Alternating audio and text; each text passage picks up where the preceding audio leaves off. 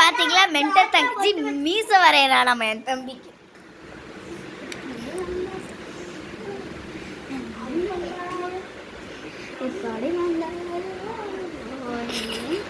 இப்ப நான் இதை அப்லோட் பண்ணிடுறேன் எல்லாத்துக்கும்.